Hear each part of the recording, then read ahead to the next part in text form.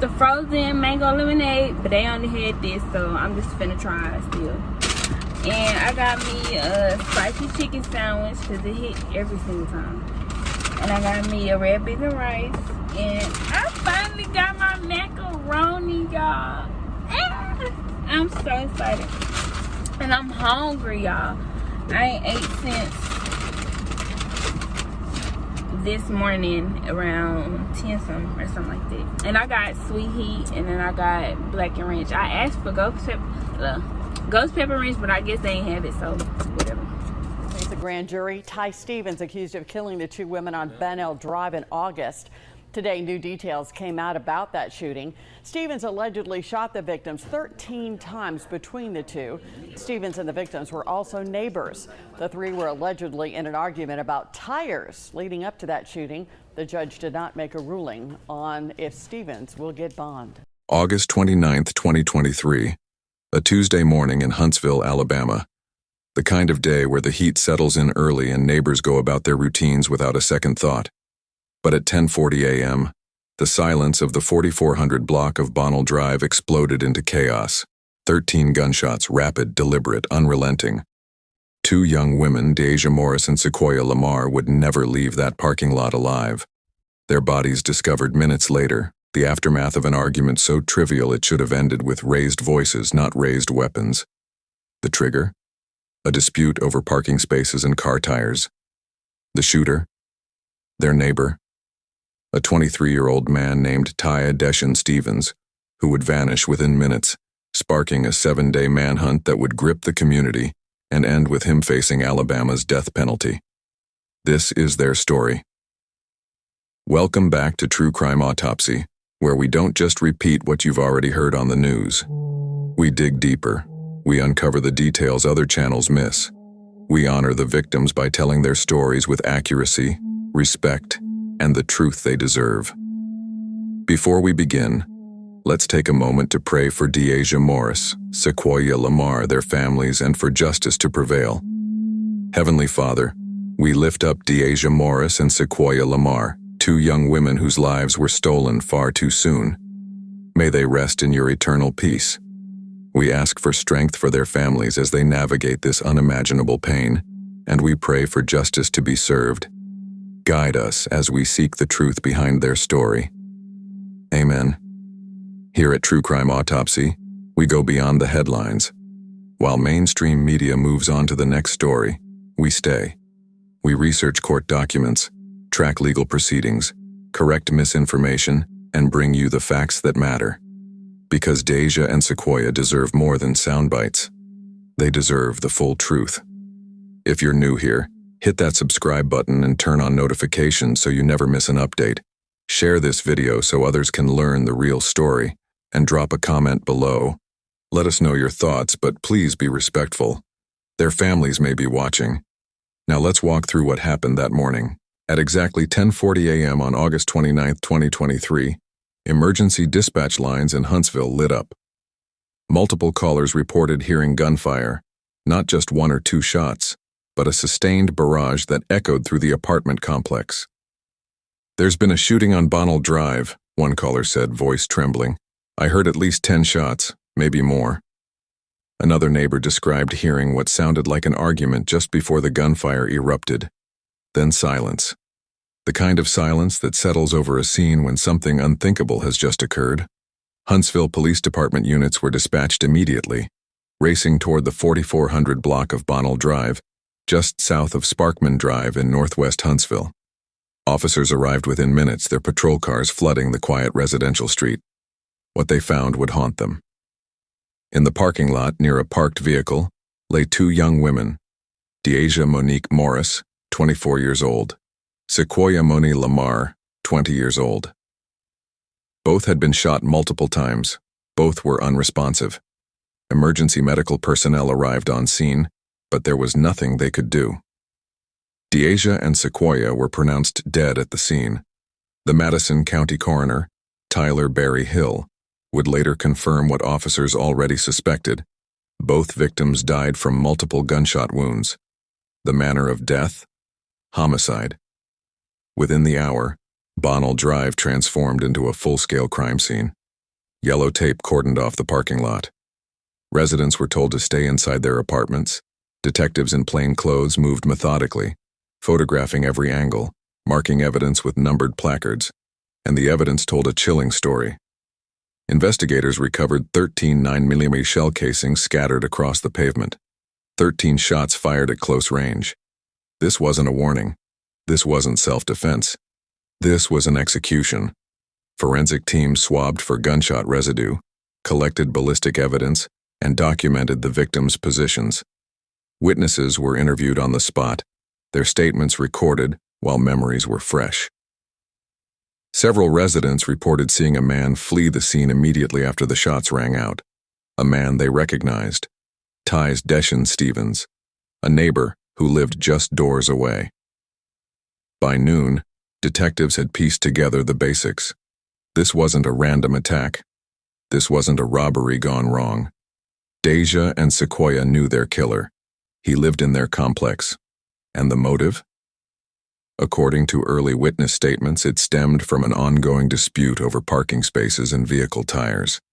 Something so mundane, so resolvable, yet it had escalated into double homicide. But Tye Stevens was nowhere to be found. Security footage showed him fleeing the scene in a silver sedan shortly after the shooting. By the time police identified him as the primary suspect, he had already left Huntsville. A bolo, be on the lookout, was issued immediately. His photo, vehicle description, and last known direction of travel were broadcast across Alabama and into neighboring states. Authorities warned the public Stevens was armed, dangerous, and had just killed 2 women in broad daylight. The manhunt had begun. As investigators processed the scene and families received the worst phone calls of their lives, one question haunted everyone. How does a dispute over parking end with 13 bullets and 2 young women dead? We're about to find out. But first, you need to know who Deja and Sequoiya really were, beyond the headlines, beyond the crime scene photos, because they were more than victims. They were daughters. They were dreamers. And their stories deserve to be told. Before we talk about how Sequoiya Lamar died, we need to talk about how she lived. Born on December 3, 2002, in Huntsville, Alabama, Sequoiya Mone'e Lamar, and yes, it's spelled Sequoiya, not the way most news outlets reported it, was 20 years old when her life was stolen from her. 20 years old, an age when most people are still figuring out who they want to become, still chasing dreams that feel just out of reach. But Sequoiya wasn't waiting around to figure it out. She was already living it. Her mother, Shemekika King, would later describe her daughter as vibrant, caring, and full of life. The kind of young woman who didn't just enter a room, she changed it. Her energy was infectious, her smile genuine, and her presence unforgettable. But Sequoiya was more than just a bright personality. She was a creator, an artist, and someone who understood the power of connection. Sequoiya had found her voice online, carving out a space where she could share her passions with the world. She created content that reflected who she truly was, authentic, creative, and unfiltered. Her platform focused on 3 things she loved most: hair, cooking, and dance. She posted hair tutorials that showcased her natural texture, teaching her followers how to embrace their own curls and coils. Her cooking videos weren't professional chef demonstrations. They were real, messy, and full of personality. She'd experiment with recipes, talk through her process, and make mistakes on camera without shame. That's what made people love her. She wasn't trying to be perfect. She was just being Sequoiya. And then there was the dancing. That's where she truly came alive. Every movement was precise. Every routine filled with the kind of energy that made you want to get up and join her. She didn't just perform choreography. She embodied it, making each dance her own. Her content wasn't about chasing viral fame or building a massive following. It was about sharing her joy, her creativity, and her authentic self with anyone who wanted to watch. To her mother, Shemekita King, Sequoiya was more than a daughter. She was a source of pride, a constant reminder of what love looks like in its purest form. Sequoiya watched her daughter grow into a young woman who cared deeply about others, who created art with her hands, and who dreamed bigger than the small town she grew up in. She watched Sequoiya pour herself into everything she did, whether it was braiding hair, filming a dance routine, or simply making someone smile. Friends described Sequoiya as the kind of person who made you feel seen. She didn't just listen, she heard you. She didn't just show up, she showed out. Her presence in someone's life meant something, and for those who followed her online, she became more than just a content creator. She became someone they felt connected to, someone whose vulnerability made them feel less alone. Sequoiya had plans, big ones. She wasn't content with just creating content from her apartment in Huntsville. She wanted to grow, to expand, to turn her passion into something sustainable. She dreamed of building a brand around her creativity, maybe launching a hair care line, maybe teaching dance professionally, maybe turning her cooking experiments into a full-fledged culinary venture.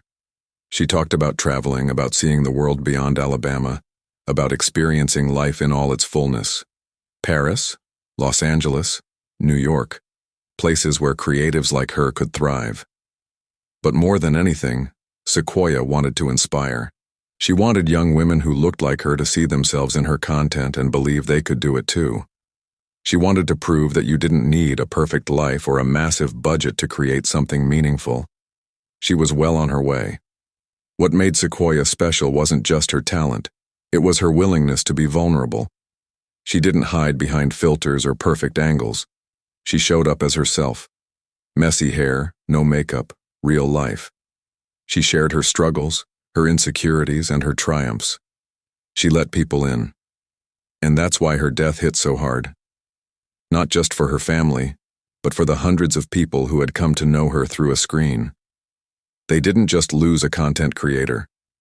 They lost someone who made them feel less alone. Sequoiya King lost her daughter, her joy, her pride. The world lost a young woman who had so much left to give. But Sequoiya's story doesn't end with her death. It ends with the truth. And the truth is this: she was taken too soon, over something unimaginably trivial, by someone who had no right to take her light from the world. Now let's talk about the other young woman who died that day. Because Tye Morris had a story too. And it's time the world knows her name, the real one. Before we go any further, we need to correct something that's been spreading across the internet like wildfire. Her name was Deasia. D''Asia. Deasia Monique Morris. Not Deja. Not Deja. Deasia. You'll find dozens of videos, articles, and social media posts that get this wrong. Some even fabricate entire narratives about who she was and what her relationship with Sequoiya meant. That ends here. At True Crime Autopsy, we don't traffic in fiction. We deal in facts. And the fact is, Deasia Morris deserves to have her real name spoken, her real story told, and her real legacy honored. So let's do exactly that. Deasia Monique Morris was born on March 20th, 1999, in Huntsville, Alabama. She was 24 years old when she was murdered, just beginning to step into the fullness of who she was meant to become. Deasia graduated from Joe Johnson High School, where she was known for being athletic, competitive, and fiercely loyal to the people she loved. Classmates remembered her as someone who could make you laugh until your stomach hurt, someone who never took herself too seriously but who always took her friendships seriously. After high school, Deasia worked at Aeropostale, a job that allowed her to connect with people daily. She had that gift, the ability to make strangers feel comfortable, to turn a routine transaction into a genuine conversation. Co-workers described her as dependable, warm, and the kind of person who could lighten the mood no matter how stressful the day got. But to her family, she was so much more than a friendly face at a retail store. She was their star. Deasia wasn't just a member of her family, she was the heartbeat of it. Her brother, Dante Morris, called her Mo Deed, a nickname that spoke to the intimacy and love they shared. To him, Deasia was like their Michael Jackson, the star of the family, the one who brought the energy, the entertainment, the joy. She was part of what her family called the Fab Five, a tight-knit group of siblings who leaned on each other, laughed together, and protected one another fiercely. Deja was the glue, the one who kept everyone connected, the one whose laugh you could hear from across the house. Dante would later recount the devastating moment he found out about his sister's death, not through a phone call from authorities, not through a family member breaking the news gently, but through Facebook. Someone had live-streamed the crime scene, and there on his phone screen was his sister's body lying in a parking lot. Nobody believed it, he said. It didn't register in my head until we saw Facebook, and there was a live on Facebook of their bodies on the floor. It was kind of hard to find out that way. Imagine that, losing your sister and having to process it through a stranger's video on social media. Deja had a magnetic personality. She was silly, goofy, and never afraid to embarrass herself if it meant making someone else smile. Friends described her as someone who could light up a room without even trying. She didn't demand attention, she just naturally drew it. Her humor was effortless, her kindness genuine, and her willingness to help others unmatched.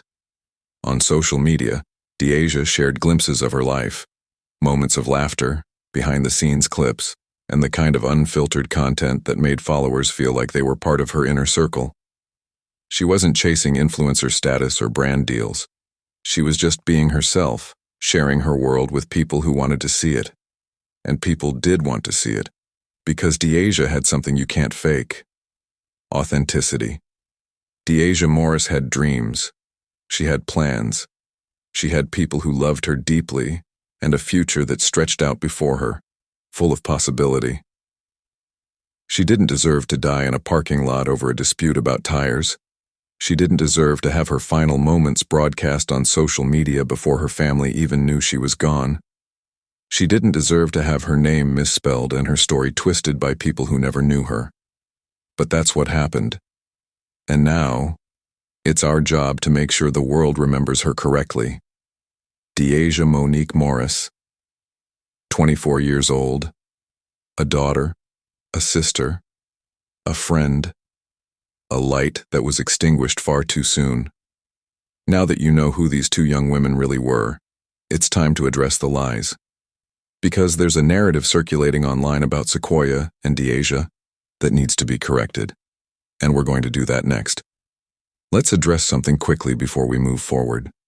You've probably seen other videos calling Deja and Sequoiya a romantic couple, husband and wife influencers, murdered by a jealous neighbor. That narrative has been repeated across dozens of channels. But when I dug into court documents, family statements, and verified sources, I couldn't confirm that relationship status. What we know for certain is they lived in the same apartment complex and were together that morning. Were they roommates? Friends? Something more? The official records don't specify, and their families haven't publicly clarified the exact nature of their bond. What matters is this: two young women were murdered, and the person who killed them lived just doors away. Both women had online presence. Sequoiya posted hair tutorials, cooking videos, and dance routines. Deja shared moments from her life with her authentic, unfiltered personality. But the viral influencer couple angle that's been plastered everywhere? I searched for their joint accounts, their collaborative content, the videos that supposedly made them famous. What I found was far more modest. They were young women creating content like millions of others, sharing their lives, their creativity, their personalities. They weren't chasing fame. They were just being themselves online. And that's enough. Their story doesn't need exaggeration to matter. Here's the bottom line. Deja Morris and Sequoiya Lamar were real people with real families who are grieving right now. Whether they had 500 followers or 50,000, whether they were roommates or partners, whether they were influencers or just two friends creating content, none of that changes what happened to them. They were shot 13 times. Over parking, that's the story, and it's horrifying enough without the embellishments. So let's focus on what we can verify. Where they lived, who killed them, and how a neighbor dispute turned into a double execution. The 4400 block of Bonnell Drive in northwest Huntsville doesn't look like the kind of place where something this violent would happen. It's a modest apartment complex, the kind you see all over Alabama. Two-story buildings with shared parking lots, neighbors who recognize each other's cars, kids playing in the courtyard after school. The kind of place where people know your routine because they see you coming and going every day. For Deasia and Sequoiya, this was home.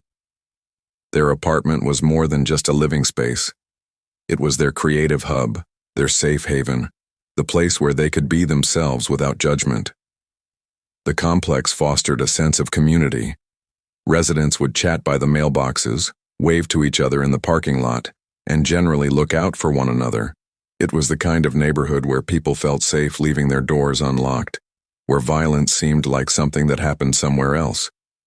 But that sense of security was an illusion, because living just a few doors away was someone who had been watching, someone who had been building resentment, someone whose name would soon become synonymous with senseless violence. Tye Deshun Stevens. At 23 years old, Tye Deshun Stevens was largely invisible in the complex. While other residents knew Deasia and Sequoiya as the friendly young women who created content online, Stevens remained a shadow figure. He wasn't part of the evening conversations in the parking lot. He didn't participate in the friendly hallway exchanges. He kept to himself. Neighbors would later struggle to recall much about him at all. He wasn't loud, he wasn't social, he didn't cause obvious problems. There were no prior incidents of violence that would have raised red flags. No heated arguments that made people nervous. No concerning behavior that anyone could identify after the fact. But that's the terrifying thing about cases like this. Sometimes the warning signs are invisible until it's too late. What we do know about Stevens is limited. He had no significant criminal history, no documented history of violence, nothing in his background that would have predicted he was capable of executing two women in broad daylight over a parking dispute. So what changed? What pushed him from being an invisible neighbor to a double murderer? The answer lies in something as mundane as it is maddening: parking spaces and car tires. Apartment complex parking can be a source of tension anywhere. Limited spaces, assigned spots that people don't respect, vehicles taking up 2 spaces, cars blocking access.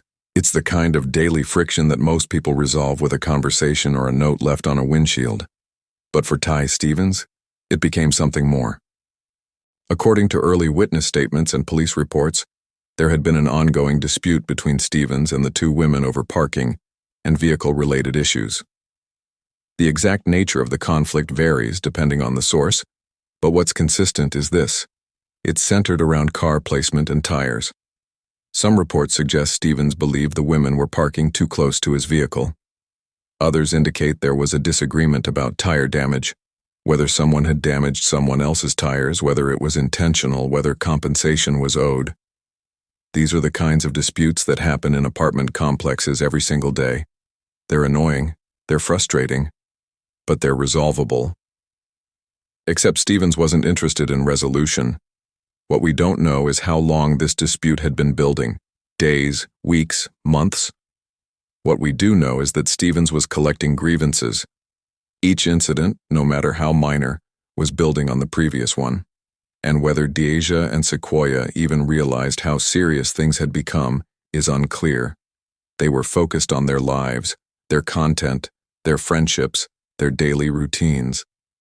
They likely had no idea that their neighbor was monitoring them so closely, or that his resentment was intensifying with each passing day. The specific details of what triggered the final confrontation on August 29th remain unclear. Did Stevens approach them about parking that morning? Did they approach him? Was there a specific incident that sparked the argument, or had he simply decided that day would be the day he acted? What we know for certain is this: at some point that morning, Tye Stevens made a decision. He armed himself with a 9mm handgun. He approached Deasia and Sequoiya in the parking lot, and whatever words were exchanged in those moments, they ended with him firing 13 shots.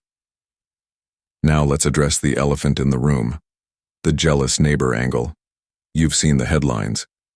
Jealous neighbor murders influencers after viral fame. Killer envied their success. Social media celebrity couple slain by resentful neighbor. But where's the evidence?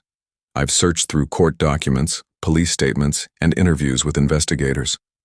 Nowhere have I found official confirmation that Stevens was motivated by jealousy over their online presence or any supposed fame. That narrative is sexy. It's compelling. It fits perfectly into our cultural obsession with social media envy and the dark side of internet celebrity. But it appears to be speculation, not fact. What prosecutors have focused on is the parking dispute. What witnesses reported was an argument over vehicles and tires. What the evidence shows is a conflict that escalated from mundane neighbor friction into lethal violence. Was Stevens aware they created content online? Maybe. Did he follow their accounts? Unknown. Was he consumed with jealousy over their follower counts? There's no verified evidence of that. Sometimes the truth is less dramatic than the story we want to tell. And the truth here seems to be that two young women died over something as trivial and senseless as parking. So what actually happened that Tuesday morning? By all accounts, it started as a normal day. The Alabama heat was already building by mid-morning. Deasia and Sequoiya were outside, near the parking area where their vehicles were parked. At some point, Tye Stevens approached them. Whether he was armed from the beginning or retrieved the weapon during the confrontation is unclear from available reports. What is clear is that an argument began. Voices were raised. Neighbors heard the confrontation before they heard the gunshots, and then, at 10:40 a.m., Stevens opened fire. 13 rounds, fired at close range. Both women were struck multiple times, their bodies falling in the parking lot where they had simply been going about their day. The entire attack lasted less than a minute. 1 minute to end 2 lives. 1 minute to destroy multiple families. 1 minute to prove that the most mundane disputes can turn deadly when the wrong person decides violence is the answer. Stevens didn't call for help. He didn't check to see if they were alive.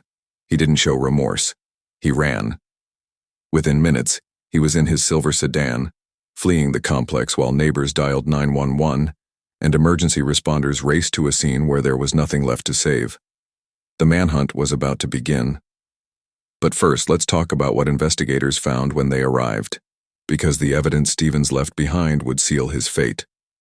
When Huntsville police detectives arrived at Bonnell Drive, they were met with a scene that told a story of calculated violence. 13 9mm shell casings were scattered across the parking lot pavement. Each one marked with a numbered placard, photographed from multiple angles, cataloged as evidence that would build the prosecution's case. 13 shots. That's not a moment of panic. That's not a warning. That's not someone firing wildly in fear or confusion. That's execution. Forensic experts later analyzed the pattern of casings to determine Stevens's position during the shooting. The concentration of shells suggested he had maintained a relatively fixed position, firing repeatedly at close range. This wasn't someone shooting from a distance in fear. This was someone standing over his victims, pulling the trigger again and again. The ballistics team recovered the casings and began the process of linking them to a specific weapon. The rifling marks inside the barrel of every gun are unique, like fingerprints. Once they had a suspect weapon, they'd be able to definitively prove it was the murder weapon, but they needed to find Tye Stevens first. Madison County Coroner Tyler Barry Hill confirmed what investigators already suspected. Both Deasia Morris and Sequoiya Lamar died from multiple gunshot wounds. The autopsy reports, while not fully public in their detailed findings, indicated that both women suffered fatal injuries that would have caused rapid death. The number of shots each victim sustained and their specific locations on the body remain part of the ongoing legal case. What we do know is that neither woman had time to flee. Neither had the opportunity to defend themselves. The attack was swift, brutal, and final. Emergency medical personnel arrived within minutes of the 911 calls, but there was nothing they could do. Both women were pronounced dead at the scene. Their lives ended in a parking lot on a Tuesday morning, killed over something that should have been resolved with a conversation. Multiple residents witnessed portions of the event, though the exact sequence remains pieced together from various accounts. Several neighbors reported hearing raised voices before the gunshots. The argument was loud enough to draw attention, though no one intervened before the shooting began. By the time anyone realized what was happening, it was too late. One witness described seeing Stevens flee immediately after the shots rang out. He didn't linger. He didn't check on his victims. He ran to his vehicle, a silver sedan that had been parked nearby, and drove away from the complex at high speed. Another neighbor reported seeing the two women in the parking lot moments before the shooting, appearing to be going about their normal routine. There was no indication they expected violence, no sign they felt threatened. Just two young women in their own neighborhood, in broad daylight, believing they were safe. Crime scene reconstructionists worked to map the exact positions of everyone involved. Blood spatter patterns, bullet trajectories, and the final positions of the victims all contributed to understanding those fatal moments. The weapon used was a 9mm semi-automatic handgun, one of the most common calibers in the United States. Investigators immediately began tracing potential weapons registered to Stevens or anyone in his immediate circle. They also checked local gun shops, pawn shops, and online sales records to see if Stevens had recently acquired a firearm. The ballistics analysis would prove crucial. When a bullet is fired, the barrel leaves unique markings on both the bullet and the casing. These markings are as distinctive as fingerprints. Once investigators recovered Stevens' weapon, if they could find it, they'd be able to definitively link it to the murder scene. But as forensic teams processed evidence and built their case, Tye Stevens was already miles away. He had a head start, a vehicle, and apparently a plan.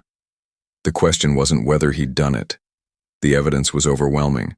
The question was, where did he go, and how long would it take to bring him back to face justice? The answer would come sooner than anyone expected, because while Stevens thought he was escaping, he was actually just delaying the inevitable. The U.S. Marshals were already on his trail. Within hours of the shooting, Tye Stevens became one of the most wanted men in Alabama. Huntsville police immediately issued a BOLO, be on the lookout, alert that went out to every law enforcement agency in the region. His photo was circulated to police departments across Alabama and into neighboring states. His vehicle description, a silver sedan, was flagged in every license plate reader system from Huntsville to the state line. The message was clear: armed and extremely dangerous. Do not approach without backup. Stevens had shown he was willing to kill over a parking dispute. There was no telling what he might do if cornered by law enforcement.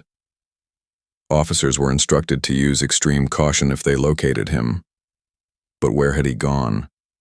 Surveillance footage from the apartment complex showed Stevens fleeing the scene within minutes of the shooting. He knew exactly where he was going. This wasn't panicked flight. This was calculated escape. Intelligence reports began coming in. Cell phone pings, witness sightings, traffic cameras capturing vehicles matching his description heading north, then east, changing directions to throw off pursuit. The investigation expanded beyond local police. This was now a multi-agency operation. By day 3, the U.S. Marshals Gulf Coast Regional Fugitive Task Force had assumed operational control of the manhunt. When federal authorities take over a fugitive case, it signals two things: the seriousness of the threat and the resources being deployed. The Marshals don't chase shoplifters. They hunt violent offenders who've crossed state lines, who pose ongoing danger to the public, who require coordination between multiple jurisdictions. The task force brought together agents from Alabama and South Carolina, sharing intelligence in real time. They tracked financial transactions. Had Stevens used credit cards or ATMs? They monitored known associates. Was anyone helping him hide? They coordinated with highway patrol units who maintained rolling surveillance on major travel routes. License plate readers along Interstate 59 and Interstate 20 tracked vehicles matching Stevens' description. Every gas station, motel, and rest stop between Huntsville and potential destinations received photographs and vehicle information. Meanwhile, tips flooded in from the public, some credible, most not. A silver sedan spotted in Birmingham, another in Montgomery. One caller swore they'd seen Stevens at a truck stop in Georgia. Agents followed every lead, cross-referencing with known family connections and previous addresses. The break came exactly 1 week after the murders. Intelligence analysts had narrowed Stevens's location to Anniston, Alabama, about 90 miles southwest of Huntsville.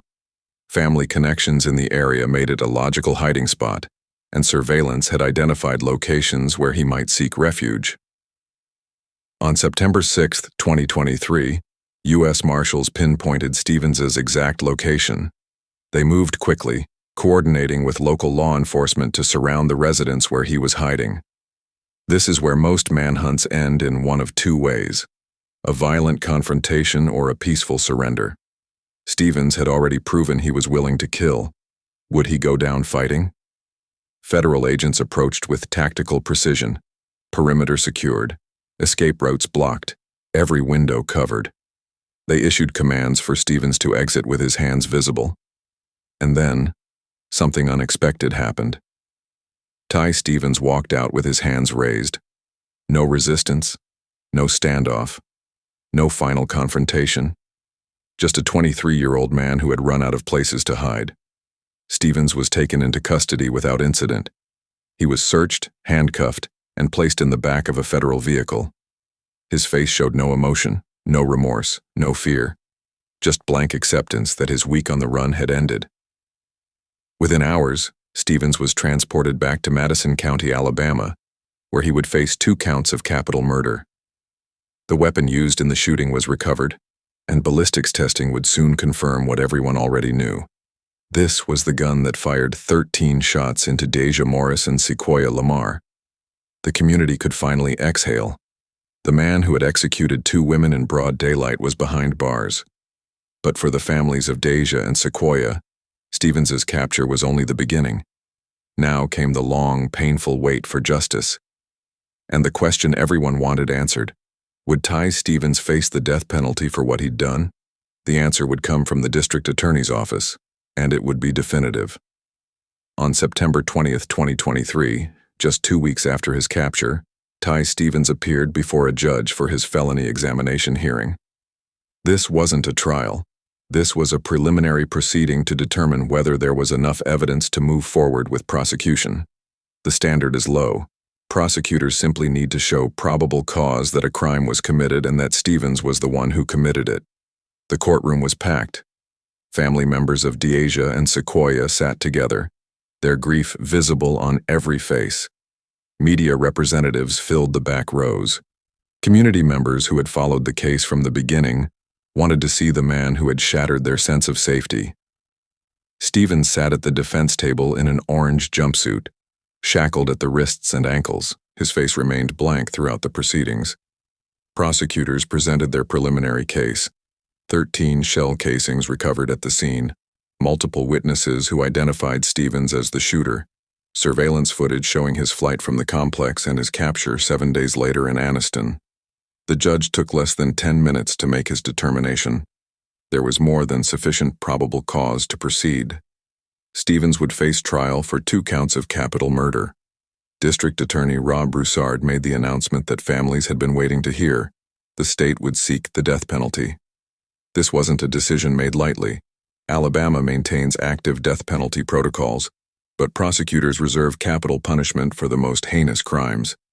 Cases involving multiple victims, exceptional brutality, or particularly vulnerable victims.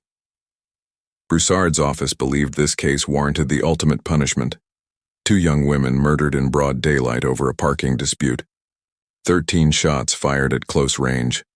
No provocation that could possibly justify the violence. If convicted, Stevens would face either life in prison without the possibility of parole or death by lethal injection. For the families, the announcement brought a measure of relief. Nothing would bring Deja and Sequoiya back, but at least the state was taking this seriously. At least their daughters' lives would be treated as worth fighting for. The formal grand jury process began in November 2023, but the actual indictment didn't come until October 2024, nearly a year after Stevens's initial arrest. This delay is not unusual in capital cases. Grand juries review extensive evidence, hear from multiple witnesses, and deliberate thoroughly before issuing indictments in death penalty cases. The stakes are too high for rushing. When the indictment finally came, it was unanimous. 23 citizens had reviewed the evidence and agreed. There was probable cause to believe Tye Stevens committed capital murder. Throughout this period, Stevens' defense team made repeated attempts to secure bond. They argued he deserved the opportunity to assist in his own defense from outside jail walls. They pointed out he had surrendered peacefully when captured. Each hearing ended the same way: denied. Judges reviewed the evidence of premeditation, the violent nature of the crimes, and Stevens' proven willingness to flee. No amount of money could guarantee public safety or his appearance at trial. The most recent bond hearing occurred in February 2025 with the same result. Stevens would remain in Madison County Jail until his case was resolved. Initially, families hoped for a swift resolution. An August 2025 trial date was proposed, but capital cases don't move quickly. They can't. The consequences, life or death, demand thorough preparation from both sides. Defense attorneys filed motion after motion, requests for evidence review, expert witness approvals, competency evaluations, change of venue considerations due to publicity. Each motion required court time, judicial review, and prosecutorial response. The prosecution used this time to strengthen their case. Additional forensic analysis was conducted. Witness statements were refined. Expert testimony was coordinated. In capital cases, there are no second chances. The case must be presented flawlessly the first time. The trial date was pushed to August 2026, nearly 3 years after the murders. For Sequoiya King and the Morris family, each postponement felt like another delay of justice. But they understood the reality. Better to wait for a thorough prosecution that would withstand any appeal than to rush and risk Stevens walking free on a technicality. As of now, August 17, 2026 remains the scheduled trial date. Whether it holds depends on continued legal preparations from both sides and the court's ability to manage its docket. But one thing is certain: when that trial finally begins, the evidence against Tye Stevens will be overwhelming. There are countless horrible ways to find out someone you love has been murdered. But what happened to Deja Morris's family might be one of the worst. Her brother, Dante Morris, received a phone call telling him that Deja and Sequoiya had been found dead. The words didn't register at first. They couldn't be real. But then came the confirmation that made it undeniably, horrifically real. Someone had live-streamed the crime scene on Facebook. Before the bodies could be covered, before the families could be properly notified, before any dignity could be afforded to the deceased, someone pointed a camera at 2 dead women lying in a parking lot and broadcast it to the world. Dante saw his sister's body on social media before he could even process what he'd been told over the phone. Nobody believed it, he later recounted. It didn't register in my head until we saw Facebook, and there was a live on Facebook of their bodies on the floor. It was kind of hard to find out that way. Imagine that moment, the absolute violation of having your grief made public before you've even had time to feel it. Sequoiya King, Sequoiya's mother, lost her daughter, her vibrant, creative, caring daughter who had her whole life ahead of her. The Morris family lost Deja, their Mone'e, the star of the Fab Five, the one who made everyone laugh, the one who brought light into every room she entered. Both families have shown remarkable strength throughout this ordeal. In public statements, they've focused on honoring their daughter's memories while demanding justice.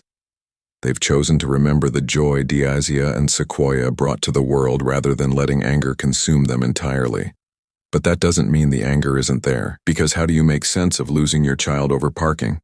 How do you reconcile that your daughter is dead because someone decided a trivial dispute was worth 13 bullets? There is no making sense of it. There's only survival, only putting one foot in front of the other, only waiting for the day justice is finally served. The Huntsville community rallied around the families in the days following the murders. Hundreds gathered for candlelight vigils in the parking lot where Deja and Sequoiya died. People who had never met them came to pay their respects, to release balloons into the evening sky, to stand in solidarity with families shattered by violence. Neighbors who had felt safe in their apartment complex suddenly didn't. The knowledge that someone capable of such brutality had lived among them, sharing the same mailboxes and parking spaces, destroyed any sense of security they'd previously felt. Local organizations began conversations about conflict resolution, about recognizing warning signs, about intervening before minor disputes escalate into major tragedies. Community leaders demanded answers about how something like this could happen in broad daylight. And across social media, thousands mourned. People who had followed Deasia and Sequoia's content, who had watched their videos and felt connected to them, now struggled to process that they were gone. The same platforms that had celebrated their creativity were now documenting their violent end. But through it all, one message remained constant. Deasia Morris and Sequoiya Lamar mattered. Their lives had value, and their deaths would not be forgotten. As we record this in 2025, Tye Stevens remains behind bars in Madison County Jail. He has been denied bond at every hearing. He will not see freedom again unless a jury finds him not guilty, and given the evidence against him, that outcome seems virtually impossible. The trial is scheduled for August 17, 2026. That's over a year away, and nearly 3 years after Deasia and Sequoiya were murdered. 3 years of waiting. 3 years of grief without closure. 3 years of wondering if justice will finally be served. For the families, every court date that gets postponed feels like another wound. But they understand the process. Capital cases require exhaustive preparation. Every piece of evidence must be examined. Every witness must be prepared. Every legal argument must be airtight. Because if Stevens is convicted and sentenced to death, his attorneys will spend years filing appeals. Any mistake made during trial could give those appeals legitimacy. The prosecution gets one shot to do this right, and they're determined not to waste it. If convicted, Tye Stevens faces 2 possible sentences: life in prison without parole, or execution by lethal injection. Alabama is one of 27 states that still maintains the death penalty. The state has clear protocols for capital punishment, and prosecutors believe this case meets every criterion. Multiple victims? Check. Premeditation? The evidence suggests Stevens armed himself before the confrontation. Exceptional brutality? 13 shots fired at close range speaks for itself. District Attorney Rob Broussard has made it clear his office will accept nothing less than a capital murder conviction. There will be no plea deals, no negotiations for reduced charges. Stevens murdered 2 women in cold blood, and the state intends to hold him fully accountable. Whether a jury ultimately sentences him to death or life without parole remains to be seen. But one thing is certain: if convicted, Tye Stevens will never walk free again. As we close this story, let's remember what truly matters here. Deasia Monique Morris was 24 years old. She was a daughter, a sister, a friend. She was the star of the Fab Five, the one who made everyone laugh, the one whose energy could light up a room. She had dreams that will never be realized, relationships that will never grow deeper, moments of joy she'll never experience. Sequoiya Lamar was 20 years old. She was creative, authentic, vibrant. She loved dance, cooking, and sharing her life with others. She had plans for her future, places she wanted to see, things she wanted to accomplish, a life she was just beginning to build. They were more than victims. They were people with value, with potential, with families who loved them deeply. And they're gone because someone decided a parking dispute was worth ending 2 lives. That's the tragedy we can never forget.